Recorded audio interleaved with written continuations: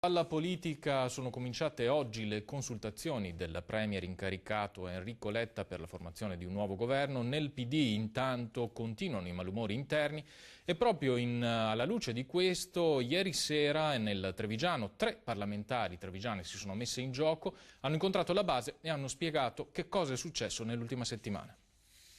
È stata una settimana di follia. Marini, Prodi, Franchi tiratori, il napolitano bis, l'incarico a Enrico Letta. A spiegare la tempesta scoppiata nel PD ci hanno provato le 3 parlamentari trevigiane, Casellato, Rubinato e Puppato, sedute al tavolo del direttivo provinciale di Maserada. Ciascuna a modo suo recita un mea culpa. Lo fa in primis Floriana Casellato, convinta però del fatto che Grillo abbia avuto buon gioco nel creare dissidi, candidando Rodotà che ha diviso il partito, creando discussioni utili fino a un certo punto, perché il PD ha bisogno piuttosto di tornare al principio maggioritario. I giovani democratici che hanno occupato la sede di Montebelluna. Non si fanno, ma occupare poi contro chi? Vabbè, parte questo, ma non è questo il modo. Si discute, ci si litiga.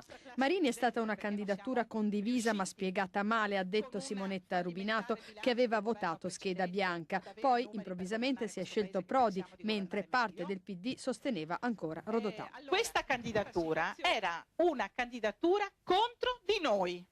Dopodiché ci abbiamo pensato noi a farci ancora più male su Prodi. Però francamente almeno questa non è stata fatta, di farci male andando dietro a Grillo. L'errore di Bersani, spiega Laura Puppato, all'inizio per Rodotà è stato non ascoltare i tanti che in assemblea gli avevano prefigurato dubbi su Marini. Poi c'è stato il caos, Prodi affossato ad arte. Ora però tutte e 3 concordano, bisogna ascoltare Napolitano e appoggiare Letta.